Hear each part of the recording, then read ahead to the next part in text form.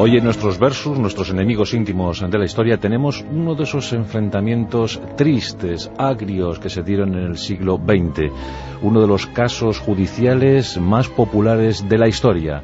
Ese que enfrentó a Charles Lindbergh, el famosísimo piloto norteamericano, con un modesto carpintero de origen alemán llamado Bruno Hoffmann, y todo a consecuencia de un rapto, el secuestro de Junior, el bebé de 19 meses de Charles Lindbergh.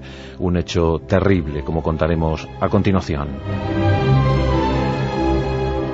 Charles Lindbergh provenía de una familia de origen sueco. Su padre había sido congresista en Congreso de los Estados Unidos de América y había sido uno de los defensores de la no intervención norteamericana en la Primera Guerra Mundial. Y lo cierto es que la familia prosperaba. Charles de inmediato mostró querencia por la aeronáutica, esa incipiente tecnología que estaba asombrando a propios y ajenos en ese primer tercio del siglo XX, y de inmediato pues quiso ser piloto. Compró su primer avión, un Curtiss, al que bautizó con el nombre de Jenny, y con él realizó sus prácticas de vuelo. Más tarde, en los años 20, pues formó parte de las líneas aéreas que llevaban correo desde la ciudad de San Luis. Y eso motivaría una de las hazañas más asombrosas de toda la centuria: la conexión directa entre las ciudades de Nueva York y París. En 1927, un filántropo francés, nacionalizado norteamericano, su nombre Raymond Aurtioq, pues puso un premio de $25.000 para el primero que surcase el Atlántico sin escalas. Y por supuesto había que realizar esa singladura en vuelo permanente. Charles Lindbergh, ese hombre solitario, de espíritu siempre en soledad, quiso acometer el reto, pensando no solo en los $25.000, sino también en la gloria. Y un 20 de mayo de 1927, ese espíritu de San Luis, el nombre con el que fue bautizado el avión de Charles Lindbergh, despegó de un aeropuerto cercano a Nueva York. Durante 33 horas y 32 minutos, la incógnita se mantuvo. Pero finalmente, cuando Lindbergh posó su aeroplano, un avión monoplano de un solo motor, en un aeropuerto cercano a París, aquella gesta se dio por concluida. Lindbergh entraba en la historia. 33 horas y 32 minutos volando en solitario, surcando, sobrevolando las aguas del Atlántico.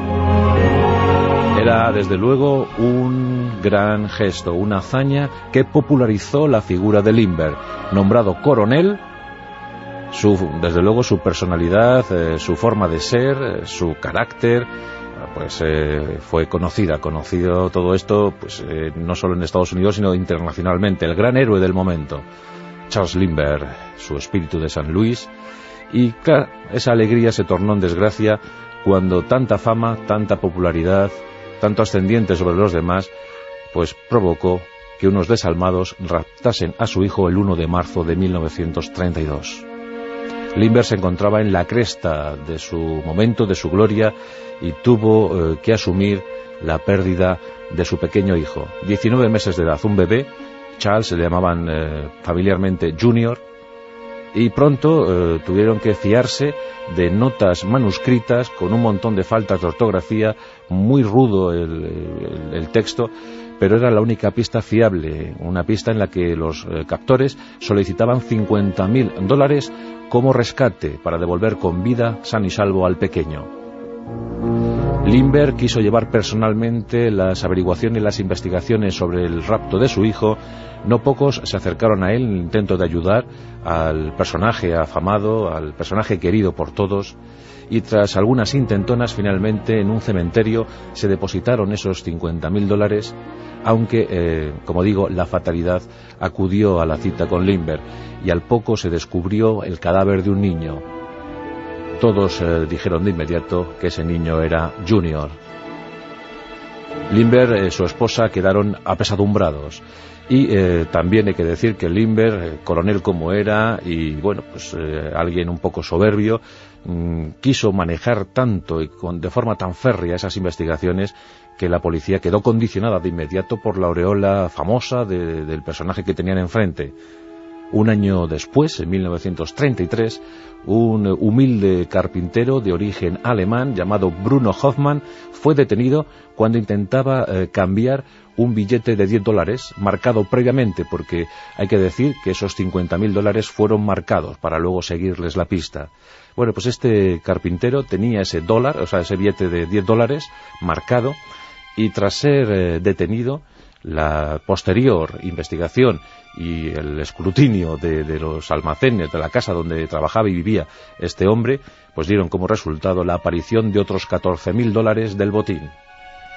No había duda, Hoffmann había intervenido en el rapto, pero ¿había hecho lo propio en el asesinato? ¿Era él el asesino del niño? ¿Era él el autor de ese asesinato? Todos quisieron creer esa hipótesis. La opinión pública hizo o realizó un juicio popular en el que Hoffmann quedó condenado.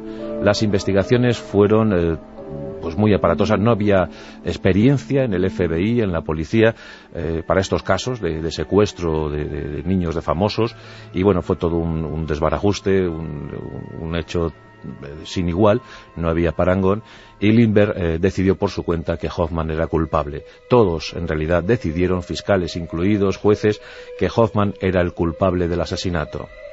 Hoffmann siempre proclamó su inocencia, dijo que el dinero lo tenía, pues bueno, porque un amigo suyo alemán se lo había dejado mientras este viajaba a Alemania para morir allí, que había fallecido allí. Bueno, pues nadie le creyó y nadie quiso investigar más. Y finalmente se dictó sentencia fatal, sentencia capital, la pena de muerte para Bruno Hoffmann.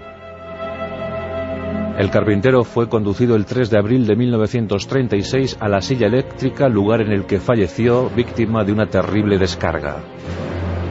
¿Quedó Lindbergh satisfecho por esto? La verdad es que en principio sí, pero dicen todos que la amargura le acompañó desde entonces.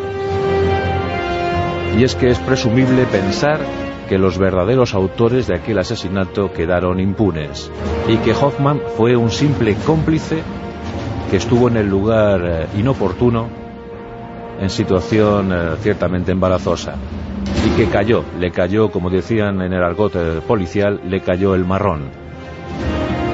Lindbergh viajó a Europa, donde realizó estudios, investigaciones sobre las fuerzas aéreas del viejo continente. Regresó a América para decir que se posicionaba en contra de la guerra. En ese momento, la Segunda Guerra Mundial, había hecho acto de presencia en Europa. Incluso realizó comentarios desagradables, afirmando que era un fiel seguidor de Adolf Hitler. Esto supuso que perdiera todos sus puestos, todos sus cargos en los estamentos oficiales norteamericanos. Más tarde, ya en la guerra, pues intervino, participó asesorando desde el punto de vista civil en cuestiones aeronáuticas y también participando en diferentes misiones en el Pacífico que le granjearon de nuevo la simpatía del pueblo norteamericano.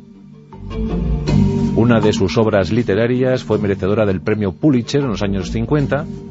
Su vida fue llevada al cine y murió en Hawái en el año 1974, sin que sepamos cuál fue su último pensamiento. ¿Acaso aquella decisión firme de condenar a Bruno Hoffmann sin buscar más pruebas, sin atestiguar, sin verificar datos, acompañó a Lindbergh toda su vida? Nunca lo sabremos, pero cuando falleció en 1974 dicen que murió en paz.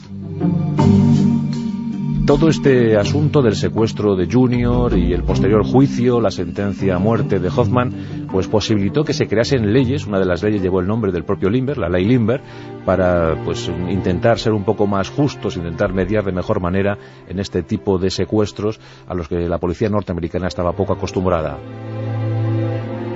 Pero desde luego fue uno de los juicios más famosos del siglo XX, ese en el que se enfrentaron dos enemigos. Por un lado, Charles Lindbergh, el héroe, y por el otro, el villano, o presunto villano, Bruno Hoffmann.